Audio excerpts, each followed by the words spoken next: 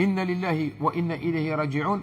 قال العلماء اللي تبرد القلب هي كلمة إليه راجعون، يعني نهايتها أنا رايحين، نهايتها رايحين.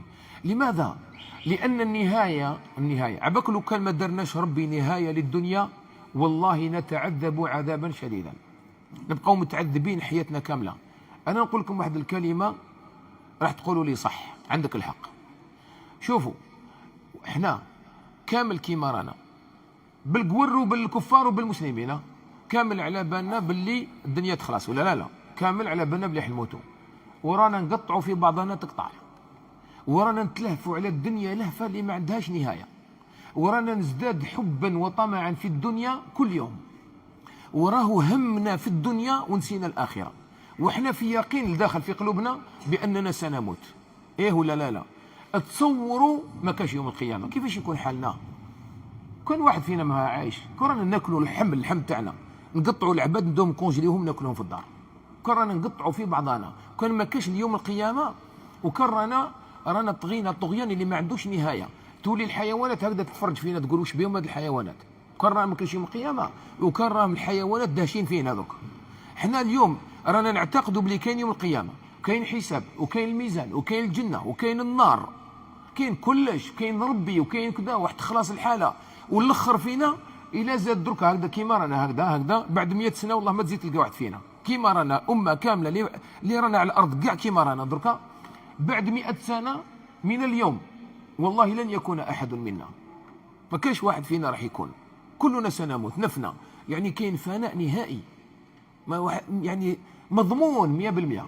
ومع ذلك شوفوا واش رانا نديروا، شوفوا المعاصي اللي رانا نديروها، شوفوا الظلم اللي رانا نديروه، شوفوا الأمور اللي رانا نديروها تسخط علينا رب العالمين. وكان نتخيل ما كاش يوم القيامة. إذن نقول لك واحد الحاجة، يوم القيامة هو راحة لنا، راحة، لأن النبي عليه الصلاة والسلام قال لا كرب على أبيك بعد اليوم، وقال في الجنازة أسرعوا بها عجلوا بموتاكم فإن يكن خيرا فإنكم تقدمونها إليه، وإن يكن غير ذلك فمستراح. يعني الميت كي يموت عجل، ما تستناش الآخر يجي من البلاد، الآخر يجي من فرنسا كذا، هذا ما يجوز، هذا الشيء راه حرام هذا. إذن أنت واش دير؟ أنت تعجل بالميت هذاك، لمه وروح جيبه الظهر ولا العصر وخليه يندفن. قال النبي عليه الصلاة والسلام عجلوا بموتاكم فإن يكن هذيك تكون فإن تكن صالحة، الجنازة هذيك إنسان صالح، فخير تقدمونها إليه. راه هو يقول النبي عليه الصلاة والسلام قال يقول الميت قدموني، هو الميت لك تشوف فيه نتايا تقول استنى نجيب خونا من فرنسا، هذاك الميت يقول يجري يديني، لأنه هو راح يعيش حياة سعيدة من بعد، خلاص راح تبدا الراحة نتاعو هو، أو يستنى وقتاش يدخل هذيك الشومبرا اللي هيئوها له النبي عليه الصلاة والسلام، قال أذرع على أذرع في القبر جنة تفرش له ينام فيها نومة العروس وهو في قبره، انت تشوف فيها تراب بس راهي جنة لداخل. هذاك الحياة الآخرة بالنسبة لنا راحة، ولذلك يغمس ربنا عز وجل يعني أقل الناس في الدنيا منزلة ربي سبحانه وتعالى، وقد نزلت عليه المصايب والابتلاءات وجوز الفقر وجوز وهو مسكين ما كان والو، ولكنه مؤمن، يجيب ربي يغمسه غمسة واحدة في الجنة، يقول له هل رأيت من شر قط أو من بؤس قط؟ يقول لا يا ربي راح كلش، ذهب الظمأ وتلت العروق وثبت الأجر إن شاء الله، راح كلش. ولذلك احنا يوم القيامة عندما تقرأه في القرآن الكريم أو يحدثك أحد عنه دير في بالك ما راهوش تخويف محض فقط، وماشي ما راهوش عبارة عن شيء يخسر عليك الدنيا ولا لا، إنما يوم القيامة فيه فائدتان، فيه فائدة وهي الترغيب والترهيب الذي يهز القلب ويحرك الإنسان نحو العمل إلى الله، وفي نفس الوقت إنما هو أنس لك يوم القيامة. على هذيك من ذاك يظلموك تقول الحمد لله كاين يوم القيامة، ومن ذاك تضيق بك الدنيا تقول الحمد لله كاين يوم القيامة، ومن ذاك تطيح في كربة تقول الحمد لله كاين يوم القيامة، ومن ذاك كاين ناس مزوجين وبمشاكل زوجية كذا يقول لك معليش هذه الحياة أنا نجوزوا فيها كيما كان الحال، كاين يوم القيامة الحياة الحقيقية. واش صبروا على زوجته، واش صبر الزوجة هذيك على زوجها، واش صبر هذاك الإنسان على شريكه، واش صبر الجار على جاره. يوم القيامة هو اللي خلانا نكظموا الغيظ، هو اللي خلانا نتجاوزوا على الناس المسيئين، هو اللي خلانا نتجاهل بعض الناس، هو اللي خلانا نمشوا في الطريق المستقيم، وهو اللي خلانا نرفع من مستوانا وأخلاقنا ونحسن إلى الناس يوم القيامة، هو الذي فعل لنا هذا. ولذلك قال الله عز وجل في كلمة جميلة تهز القلوب وتريحها في نفس الوقت: وأن إلى ربك المنتهى.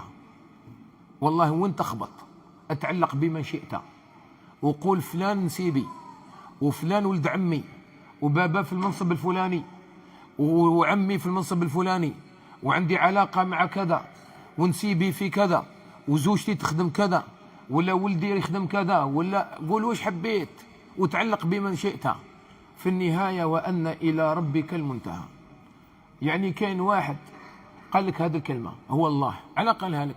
على قالها لك لأمرين اثنين.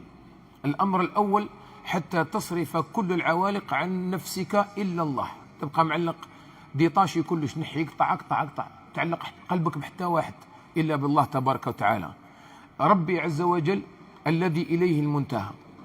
الأمر الثاني أن النفس ترتاح كي تسمع بأن إلى ربنا المنتهى، تحصل لك واحد الراحة عظيمة. الحمد لله أن المنتهى موش عند إبليس، والحمد لله المنتهى موش عند فرعون، والحمد لله المنتهى موش عند الآلهة الأخرى، والحمد لله المنتهى موش عند أحد من البشر. وأنا قلت لك والله لو جعل الله عز وجل، لو كان ربي سبحانه وتعالى يجعل مصير العباد بالعلماء المسلمين بركة يهلكوا، وكان احنا ربي عز وجل يجعل عالم كبير هكذا، عالم ما شاء الله يتقي الله يخاف ربي عز وجل وكلش، ويقول له ربي دير انت مصير العباد، انت دخلهم جنة ونار، يغلط ما يقدرش. لذلك الحاكم أو الحكيم واللطيف والرحمن الرحيم هو الذي إليه المنتهى. الحمد لله، الحمد لله أن إلى ربنا المنتهى. الحمد لله الذي سيحكم علينا يوم القيامة ما راهوش قاضي بشري، وما راهوش أي واحد من الناس ولا من قبيلة معينة، وإنما الذي سيحكم علينا يوم القيامة هو الله عز وجل. ولذلك يقول أحد السلف: لو قيل لي أن أمك هي التي ستحاسبك يوم القيامة لارتحت، فما ظنكم أن الذي سيحاسبني هو ربي الذي هو أرحم بي من أمي. يعني دير في بالك لو كان يقولوا لك أمك هي اللي رايحة تحاسبك يوم القيامة، وش دير؟ الصلاة تحبسها ترتاح، قول يما يوم القيامة يما اللي تحاسبني، يما هذيك الحنينة اللي تنحي الكبدة تاعها وتعطيها لي، هي اللي تحاسبني يوم القيامة. وراح ديرك أمك وين؟ ديرك في جهنم؟ ما ديركش في جهنم، راح تحطك في الجنة ديركت.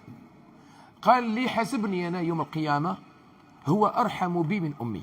إذن عندي واحد الأمل فيه سبحانه وتعالى.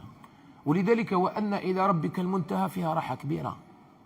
ولهذا قال الله عز وجل: يوم الميعاد الذي ستنتهي إليه أحوال الأمور والدنيا كلها تنتهي إليه هو بيد من؟ الله عز وجل.